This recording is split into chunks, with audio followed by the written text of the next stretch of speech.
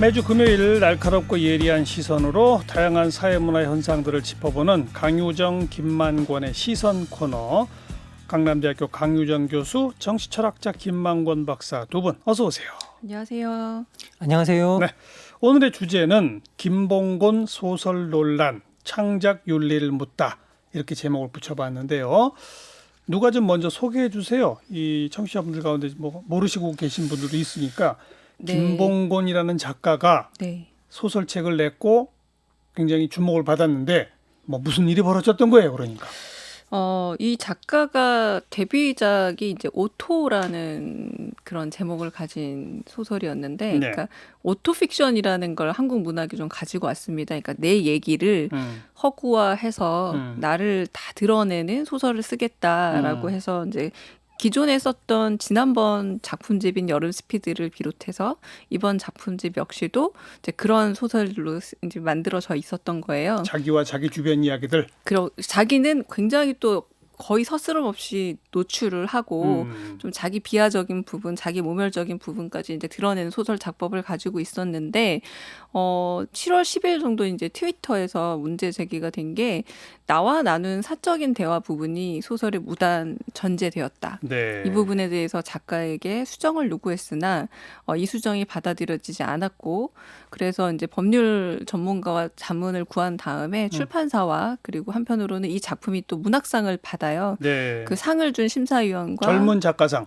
맞습니다. 네, 네. 네. 그래서 그런 시상을 해준 분들에게도 질문을 던졌으나 그런 부분에 있어서는 큰 문제가 없다라고 이제 하는 부분에 굉장히 화가 나신 거죠. 그래서 나는 그 소설에 등장한 누구입니다라고 얘기하면서 어떤 점에서는 트위터에 그분이 또 다른 오토픽션을 하나 써내신 거죠. 그래서 그게 엄청난 사회적 반향을 불러일으켰고 현재로는 사실은 그 작가가 썼던 책에서는 6세부터 그리고 수상집에서는 이제 9세부터는 원래 바뀐 내용, 그 C 누나라는 부분이 빠져서 B 누나라는 이름으로 바뀌어 있고 내용이 좀 바뀐 상태로 출간이 되어 있었던 상태입니다만 이제 그 전에 책을 샀던 사람들에게는 다 이제 반품을 하고 반품을 할 수 있는 기회를 주고 그렇게 하면서 지금 일단락된 듯한 모습을 보여주고 있죠. 그러니까 아무튼 문제 제기가 있었고 소설가와 출판사 측에서 문제 제기를 받아들여서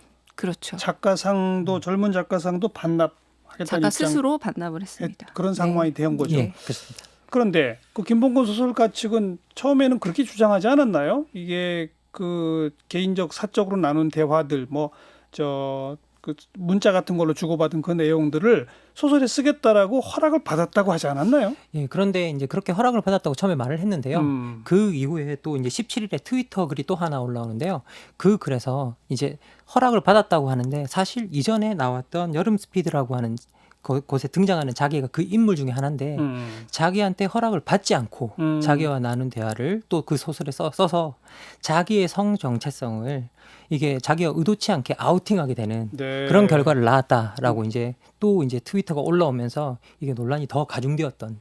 그러니까 이번에는 동의를 받았다는 거예요. 그런데 그 친구는 받지 않았었다는 거죠. 예. 과거부터 받지 않았었다. 그러니까 이 동의라는 게 상당히 좀 애매한 부분이 있습니다. 뭐냐면 그러니까 그 C 누나라고 얘기됐던 분에게 분명히 작품을 먼저 보여줬고 그 C 누나라는 분이 구체적으로 어디가 마음에 안 들어라기보다 좀 내 대화를 좀 바꿨으면 좋겠어.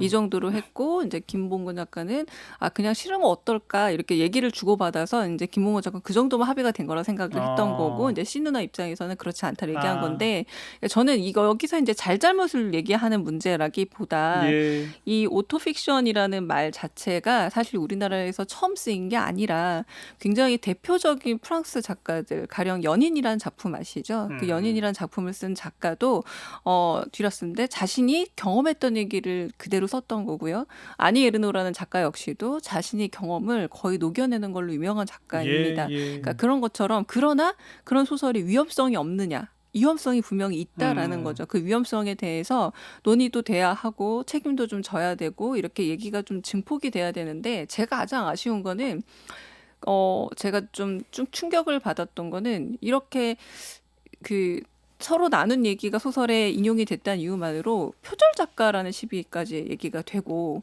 그걸 표절이라고 부를 수 있나요? 그런 얘기까지도 있습니다. 사실 네. 표절은 남의 문장, 이제 뭐 그러니까요. 발표된 문장이나 이런 것들을 훔치고 예. 발표된 아이디어를 훔치는 걸 표절이라고 부르는데요. 예. 이거는 사실은 일종의 어떻게 보면 우리가 다르게 본다면 사생활 침해죠. 예, 사생활 침해로 봐야 되는 문제인데 이걸 표절 작가라고 부르는 건 사실 표절의 의미는 좀 벗어난 느낌이 좀 들고요. 맞습니다. 그런데 이 장르 자체, 오토픽션이라는 장르 자체가 처음 나왔을 때 저도 되게 혼란스러웠는데요. 이 장르의 이름 자체가 되게 난감하잖아요. 이게 오토픽션이라는 게 자전적으로 꾸며낸 이야기라는 뜻이거든요. 네. 근데 경험하지 못했는데 그게 어떻게 자전적이 될 수 있느냐부터 시작해서 이 장르 자체에 대한 논란이 엄청 심했어요.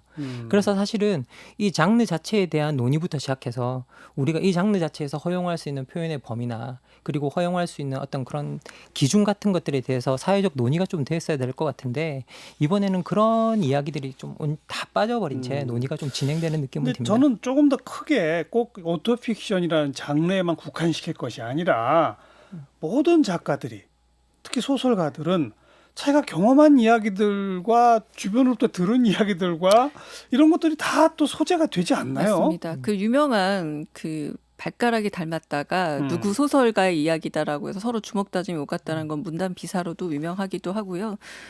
특히 이상 작가는 뭐 금홍이 이야기라든가 이런 것들이 사실 자신이 뭐 연애했던 실존 인물이다라고 주변 사람 다 알았다고 얘기하기도 하고 김유정과 이상가의 관계에서 김유정의 영예 실패담이 늘 소설에 등장해서 둘이 투탁거렸다는 얘기들이 문단 비사로 남아 있는데 예. 이제 이런 문단 비사 같은 것들이 어떤 점에서 낭만적인 이야기로 소비가 됐다면 지금은 그런 문제가 더 이상 낭만적인 소비는 될 수 없다라는 제가 가장 안타까운 건 논쟁으로 갔어야 하는데 너무 성급하게 가해자가 누구고 피해자가 누구냐라는 색출처럼 얘기가 진행이 예. 돼버린 거예요. 저는 굉장히 예. 의미 있는 논쟁이 시작될 것이라 봤고 7월 10일 날 그러니까 그 논쟁점이라고 하는 거는 네. 제가 말하는 것처럼 맞습니다. 네. 작가가 자신과 누군가와의 어떤 경험, 공통 경험의 일부라도 작품에 반영시킨다면 그건 그렇죠. 과연 창작이냐, 창작 윤리를 깨뜨린 것이냐, 그렇죠. 사생활을 침해한 거냐, 아니냐, 뭐 이런 거 아니에요. 그러니까 이게 지금 처음에 말씀드렸던 C 누나라는 사람이 어떻게 고통을 호소했냐면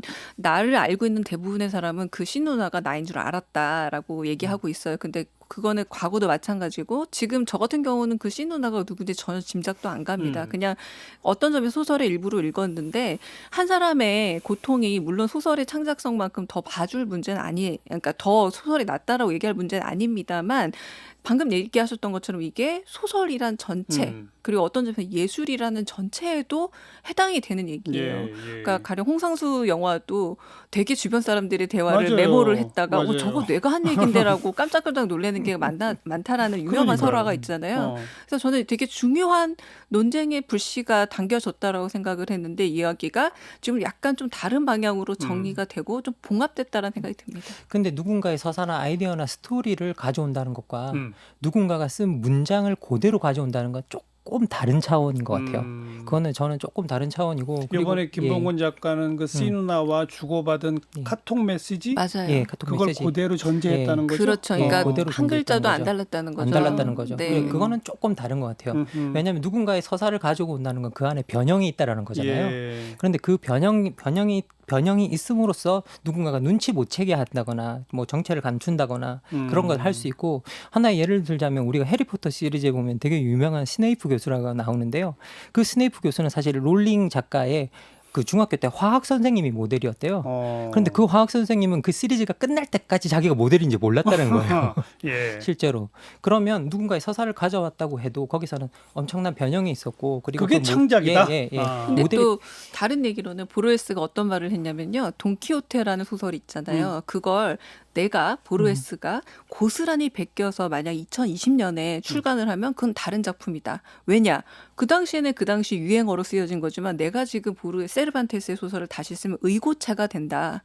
그리고 지금은 그런 어떤 뭐 이렇게 기사나 이런 게 없기 때문에 역사 고증을 한 역사 소설이 된다라고 예, 하면서 되게 예. 재미있는 소설을 하나 썼어요. 이게 무슨 말이냐면 그 맥락이라는 것 자체가 되게 법적인 옳고 그름의 문제가 아니라 미학적인 논쟁으로 충분히 옮겨가서 더 얘기가 되기 충분한 얘기라는 거고 사실 우리는 그런 논쟁은 한 번도 해본 적이 없어요. 문단에서 뭐 모더니즘이냐 리얼리즘이냐 운동이냐 아니냐 이런 얘기들로만 갔지 이런 사생활 침해와 미학 사이의 여러 어떤 침해한 문제들 같은 것들을 얘기할 틈이 없었는데 네. 그러니까 이번에 그런 얘기들을 충분히 할 수 있는 기회가 아니었나. 그런데 그냥 사과문이 더 중요한 사태가 된 이제 거는 그 얘기는 접고 네. 그럼 강 교수가 보기에는 그 중요한 논쟁점에 대한 강 교수의 생각은 어때요? 저는 그 피해자라고 말씀하시는 그 시인 누나가 나의 어떤 선택이 받아들여지지 않는 것은 굉장히 유감이다라 말했을 때 지금 김봉곤 작가까지 다 나서서 사과한 거는 원했던 어떤 피해자가 원했던 수준의 사과까지 해서 저는 다 일단락 됐다고 생각을 해요. 그런데 지금 제가 우려하고 있는 건 뭐냐면 그럼으로 인해서 사실은 이 문제가 출판사와 그리고 심사위원들이 같이 책임지는 체제가 된 게 아니라 이 작가가 오롯이 혼자 또 다 책임을 지는 것으로 형국이 좀 바뀌어 있습니다. 그러니까 그런 부분에서 저는 제가 약간 도약을 해보자면 장정일 작가 사건이라던가 마광수 작가 사건이 있었을 때마다 언제나 출판사는 최종적으로 빠져버리고 작가 혼자서 법정 싸움을 끝까지 하다가 결국은 장정일 작가가 제게 했던 가장 기억에 남는 말이 뭐였냐면 인생에서 큰 일을 겪으면 안 되는 것 같습니다. 사람이 너무 훼손됩니다라는 말을 했거든요. 근데 그런 말처럼 어떤 점에서는 개인을 우리가 쉽게 책임질 사람 한 사람을 너무 쉽게 찾는 것 아닌가. 물론 김봉근 작가의 소설에서 출발한 거지만 문학상을 줬고요. 출판을 했기 때문에 여러 가지 구조적 문제도 함께 있는데 왜 최종적으로는 이 작가만 전부 다 책임을 져야 되는 문제가 되는가? 그건 문학상을 준 쪽에서 그다음 책을 낸 출판사 측에서 이런 문제를 몰랐으니까 그런 거 아닐까요? 되게 미리 그 피해자 편지를 받았고 하지만 적절한 대응을 하지 못했기 때문에 출판사가 미리 받았었어요? 이게 맞습니다. 사실은 2019년 여름에 얘기가 좀 복잡하군요. 복잡합니다. 2019년 여름에 문학과 사회에 이 작품이 김봉근 작가의 작품이 발표가 되고 난 다음에 피해자가 여기에 대해서 내용을 수정해 달라고 이게 창비에 보냈던 거예요. 출판사 측에 보냈던 거예요. 그런데 거기에 대한 수정이 안 됐던 적합하게 거군요. 이루어지지 그러면 못했던 강 거죠. 교수 말대로 그건 출판사도 공동 책임이 있네요. 그렇죠. 근데 저는 또 약간 여기서 한풀 더 나가자면 한국 문학에 대해서 아주 큰 관심이 없었던 언론사들이 굉장히 많이 이 문제를 또 쏟아내기 시작했어요. 예. 근데 저는 한국 언론의 가장 큰 문제가 따옴표라고 생각하거든요. 확인되지 않은 사실을 따옴표 쳐서 막 이렇게 제목을 붙이는데 막 되게 준엄하게 언론사의 기자분들이 전제한다거나 동의받지 않은 제보원에 대한 어떤 그런 소설적인 창작은 문제가 있다 얘기하는 거 저는 되게 아이러니하다고 생각이 들기도 해서 예. 어떤 점에서는 왜 문제가 생기면 왜 다들 한 방향으로만 가고 라는 생각이 또 한 번 드는 게 또 다시 얘기 핵심으로 가서 그러니까 우리 김 박사는 자기의 개인적 경험이나 뭐 이런 것들은 작품에 녹여낼 수 있다. 그러나 완성된 문장을 그대로 쓰는 형태 그건 안 되고 뭔가 약간의 변형을 주어야만 한다. 이런 입장이신 거죠? 저는 만약에 우리가 그대로 쓰고 싶다고 한다면 명확하게 출처를 밝히고 출처를 밝히거나 아니면 그 대상에 그걸 인용하는 사람이 썼던 문장을 썼던 사람의 동의는 받아내야 된다고 저도 생각합니다. 그건 저도 동의해요. 제가 읽은 작품 중에는 그런 것도 있었던 것 같아요. 소설인데도 특정 대목에 각주를 붙여가지고 책의 맨 뒤에 이건 누구한테서 따온 말이다. 이런 것까지 밝힌 것도 봤어요. 사실 저는 그게 맞는 거라고 좀 생각이 드는데요. 왜 학문을 해도 다 우리가 인용을 하잖아요. 그렇죠. 인용. 완벽한 창작은 없다라고 이제 다 이야기를 하죠, 소설. 그런데 저는 예술 장르가 어떻게 보면 그런 인용에 대해서 우리가 예외의 경우를 준 거라고 저는 좀 생각을 하거든요. 예. 그런데 어쨌든 예술이 상대적으로 우리가 창작이라는 이름 하에 많은 폭넓은 자유를 누리고 있는데 근데 여기에서도 지켜야 될 금도는 있을 것 같아요. 특히 지금의 예술이라는 게 온전한 예술 작품으로만 남는 게 아니라 내가 예술 작품으로 만들고 그것을 출간의 형식으로 냈을 때 그게 이윤의 형태로 자기한테 돌아오거든요. 그렇죠. 그러면 그 이윤의 형태로 돌아오는데 소설가는 그 이윤을 얻을 수 있는데 거기서 인용이 이렇게 허락받지 못하고 인용된 사람은 정신적 피해 고통만 남고 얻을 수 있는 건 도대체 뭔가? 그렇죠. 라고 이제 또 질문을 한편에서 또 할 수가 있는 거예요. 그것 때문에 저는 명확하게 동의를 구해내야 된다는 그 구하는 작업은 반드시 있어야 된다고 저는 생각이 듭니다. 예. 그냥 어떤 표현 전체를 따올 때는 동의를 얻어야 되는데 개인적 경험 특정인과의 경험을 소설에 녹여냈다. 이런 것도 동의를 받아야 되나요? 저는 그렇게는 생각하지 그건 아닌 않습니다. 것 같아요. 저는 그건 좀 다르다고 강 생각하는데요. 교수님 어떻게 생각하세요? 저도 그런 부분에 대해서는 실제로 또 많은 작가들이 또 곤란을 겪기도 했고, 제가 기억나는 것만 해도 이제 공지영 작가가 즐거운 나의 집 출간할 때 이제 그 소설에 묘사되는 전 남편이 이제 불편함을 표현해서 또 법정까지 가기도 했던 일이 있기도 하고, 예. 그 나의 투장을 쓴 작가도 아버지가 되게 아주 포악하게 묘사된 부분에 대한 아쉬움을 표로하기도 했는데, 그래서 저는 이게 논쟁이 더 필요하다고 보는 거예요. 그러니까 답을 먼저 구하기보다는 굉장히 근본적인 얘기이기 때문에 한 번쯤 논의가 될 만하고, 어디까지 지켜야 되는가. 저는 만약에 전제라는 방식을 예술적으로도 사용하고 싶었다면 당연히 동의라는 부분이 있었어야 된다. 저도 그건 네. 굉장히 동의하지만 예. 말하자면 옆에서 제가 말하자면 오늘 있었던 일 가지고 뭔가를 써서 출간했을 때 이건 분명히 내 얘기인데 싶지만 증거가 없을 경우에는 그럼 보존하지 않아도 되느냐, 그분의 동의는 얻지 않아도 되느냐, 이것도 마찬가지로 걸릴 수 있는 문제라는 거죠. 그래서 이 문제는 진짜 한번 논의는 해봐야 될 문제다라는 생각이 듭니다. 창작 윤리 그런 거 이렇게 개념적으로 딱 정립된 건 없는 것 같아요. 그죠? 지금까지 뭐 저도 이제 창작 윤리라는 것들이 있는 거, 사실 저도 대학 다닐 때 약간 시를 써서 그런 데 되게 관심이 많았었는데요. 일단 창작 윤리라는 것들이 예술계 내에서 정립되어 있는 건 없는 것 그러게요. 같아요. 저도 딱 보니까 저도 뭐 아무리 봐도 찾아본 그걸 적이 개념 없고요. 정의를 내린 걸 본 적이 없는 것 같아요. 사실 그런데 그 창작 윤리에 대해서 예술계 내에서 치열하게 논쟁을 한 적도 크게 없었던 것 같아요. 맞아요. 예. 사상 논쟁은 많았는데 윤리 논쟁이 생각보다 없었습니다. 이건 그러니까 또 표절과도 전혀 다른 문제이기 때문에 맞아요. 새로운 논의의 영역인 것 같기는 해요, 확실히. 근데 저도 이 창작 윤리라는 것들을 생각해 볼 때 도대체 우리가 전 생각이 드는 게 뭐냐면, 과거에 우리한테 예술이 많은 것으로부터 예외를 얻은 경우가 많았거든요. 그리고 특히 과거에는 또 예술가들이 어떻게 생각했냐면, 나는 심지어 삶의 방식도 타자들과는 좀 달라야 돼. 예외가 될 수 있어 라고 그렇게 했던 분들이 많은데, 저는 뭐 이렇게 해석하면 확대 해석이라고 저를 비판하실 분도 있겠지만, 저는 그런 삶의 방식에 대한 태도가 시인 고운 사태 같은 걸 만들었다고 생각해요. 저는 일부 그 예외, 나는 다르다, 나는 다른 삶의 방식을 산다, 이런 것들이 얘기가 좀 넓어지네요. 그래서 정리해 봅시다. 조금 그 창작 윤리에 대한 논의는 있어야 되겠다. 그러니까 그런 관점에서 창작 윤리라고 하는 관점에서 두 분은 창작이란 뭐다? 강유정 교수. 저는 이번 사태를 보면서 창작이라면 이번 사태에 대한 하나의 한마디를 준비했는데요. 저는 날려버린 불씨라고 생각했습니다. 되게 불씨를 왜 불 지피려면 불씨가 너무 중요하잖아요. 근데 잘 지펴졌는데 이걸 너무 그냥 쉽게 꺼버린 거 아닌가 해서 좀 날려버린 불씨라고 이번 사태에 대해서 좀 생각해봤습니다. 지금부터라도 그 불씨를 살려서 논쟁을 제대로 해보자. 그렇죠. 논의해야 된다. 네. 김만곤 박사. 창작이란. 저도 뭐 창작이란 보다는요, 이번 사태에 대해서 저도 이제 한마디를 준비해 봤었는데요. 이게 전 강유정 교수님이 오늘 말씀하신 맥락을 다 알겠어요. 저는 전체적으로 한 사람이 책임질 일이 아니라 문학 전체가 가지고 있는 구조적 문제다라는 이야기를 하셨는데요. 저는 이걸 봤을 때, 이 사태를 보고 떠오른 게 하나 있었는데, 그 문학평론가인 김현 선생님이 19살 때 쓴 나르시스 시론에 보면, 시를 쓰는 힘이 어디서 나오느냐, 바로 부끄러움에서 나온다 그러거든요. 네. 그래서 저는 좀 부끄러움에 대해서 우리가 한번 생각해보는 계기가 됐으면 좋겠다. 그래서 나르시스의 부끄러움이다라고 이야기하고 싶습니다. 알겠습니다. 오늘 여기까지 김만곤 박사, 강유정 교수 고맙습니다. 감사합니다. 감사합니다.